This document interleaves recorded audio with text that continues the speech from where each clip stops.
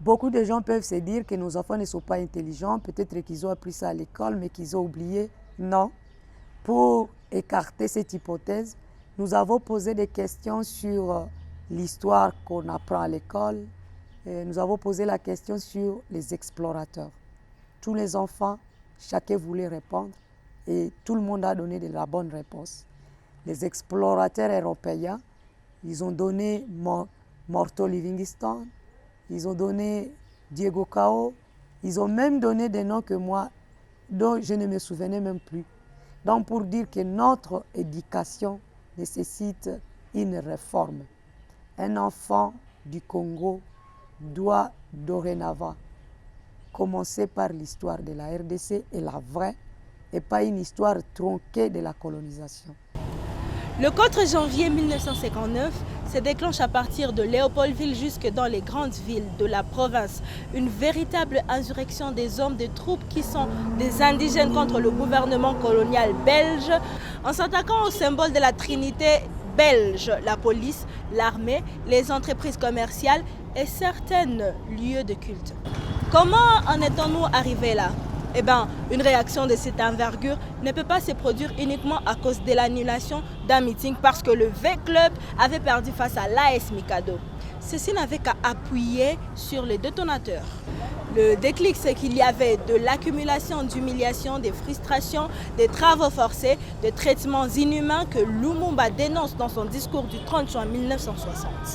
En effet, cela faisait 80 ans que cela dure, depuis l'État indépendant de Léopold II qui se servait de méthodes d'une cruauté sans précédent pour extraire le caoutchouc qui était indispensable à l'industrie automobile avec de la concurrence accrue dans les grandes puissances occidentales.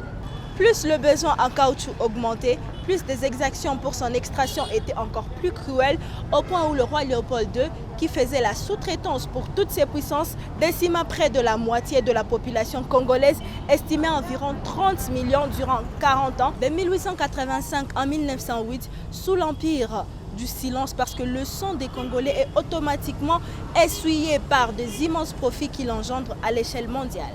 Viennent ensuite des travaux forcés, des humiliations, ségrégations et toutes sortes de traitements inhumains jusqu'à l'exposition dans des zoos à Belgique des enfants et des jeunes Congolais et Congolaises. En juin 1956, De Gaulle, confronté aux résistances armées conduites par Frantz Fanon en Algérie et Niobe au Cameroun, décide de lâcher la soupape dans les autres colonies françaises par la loi dite des Fers. Cette loi qui fut acceptée dans toutes les colonies françaises, sauf dans la Guinée de Sékou Touré, homme très avisé qui a vu venir les indépendances truquées par le néocolonialisme.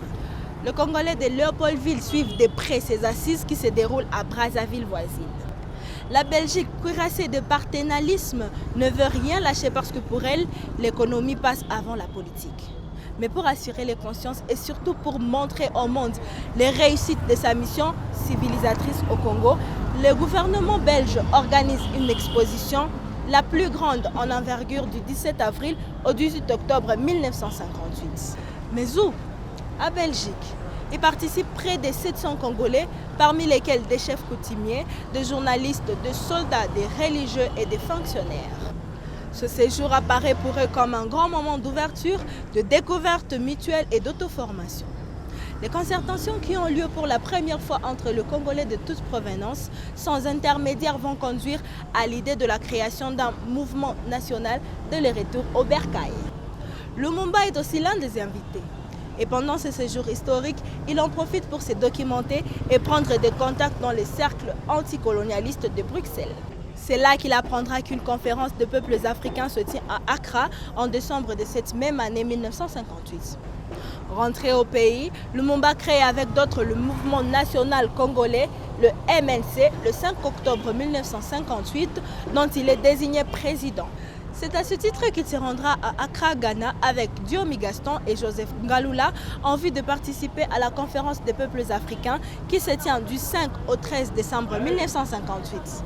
Ceci constitue un tournoi décisif dans la carrière politique de Lumumba qui rencontre de grandes figures de la révolution africaine qui l'édifient, notamment Kwame Nkrumah, Frantz Fanon, Nci Ben Barka et tant d'autres. Des idées qui deviennent de l'énergie. De retour à Accra, Lumumba appelle à un meeting populaire de restitution à Léopoldville le dimanche 28 décembre 1958 sur la place Yamka dans la commune de Kalam. Les succès étant au rendez-vous, certaines estimations font état de plus de 10 000 personnes ayant pris d'assaut le lieu de meeting, marquant par ces faits la foudroyante ascension de Patrice Emery Lumumba et du MNC qui n'avait alors que 2 mois d'existence. Et le mot d'ordre de la conférence d'Accra que Lumumba restitue à cette foule venue écouter ce compte rendu, c'est l'indépendance immédiate de toute l'Afrique et donc du Congo. Et qu'en plus de cette indépendance est un droit des Congolais et non un cadeau, parce que le Congo c'est notre pays. Pour l'administration coloniale belge, ces discours totalement nouveaux étaient un véritable affront. Les Congolais s'éveillent. Le Congo est à eux et il doit leur être restitué. Ce n'est pas un don de la Belgique aux Congolais. La peur change des camps. C'est pourquoi M. Kasavubu, qui voulait aussi faire sa démonstration de force face à Lumumba, se voit refuser les droits d'organiser un meeting populaire qu'il avait prévu au même endroit le dimanche 4 janvier 1959. Les foules venues assister au meeting de Kasavubu et la restitution d'Arthur Pinzi, un membre de l'ABACO ayant participé à la conférence de Bruxelles, se heurtent à l'interposition de policiers qui ont reçu l'ordre d'empêcher tout attroupement à ces lieux. C'est ce qui dégénérera en intercation entre militants de l'ABACO et la police. Par coïncidence, les femmes de l'équipe des indigènes Victoria Club, V-Club, revenaient du match que leur équipe favorite venait de perdre par un penalty, imaginé par arbitre face à l'AS Mikado, une équipe supportée par des colons et dont le joueur était majoritairement blanc. Ces fans rencontrent des militants de l'ABACO en pleine intercation avec une police blanche. Cela transforme leur déception en colère et entre dans la scène. La police débordée tire sur les foules coalisées à bout portant. Ceux-ci se dispersent dans toutes les artères de la capitale en saccageant à leur passage toutes les infrastructures qui symbolisaient la Trinité belge. Le pouvoir colonial fait appel à l'armée qui tire à bout portant sur la population, en majorité jeunes qui se défendent par des jets de projectiles. Ces émeutes tournent en vérité insurrection lorsque les hommes de troupes de l'armée coloniale refusent de tirer sur leurs frères noirs. Lorsque de militaires indigènes communiquent à ceux qui sont dans les provinces, les garnisons dans les grandes villes de province de l'ouest à l'est, en passant par le centre de s'insurger, aussi par la solidarité avec leurs frères civils et militants massacrés à Léopoldville. L'armée coloniale met une semaine pour maîtriser la situation. Le bilan est lourd, jusqu'à 300 Congolais sont tués et les Blancs ne comptent que de blessés. Voilà ce qui pousse la Belgique à se plier en programmant la table ronde en février 1960 qui fixa l'indépendance au 30 juin 1960. Ainsi, la bravoure, l'unité et la solidarité du peuple congolais entre eux, pliant à obtempérer à la demande des indigènes. Merci beaucoup, j'espère que cela vous a plu et que cela a touché tous les Congolais. Prière d'aimer, de partager, de liker et de vous abonner.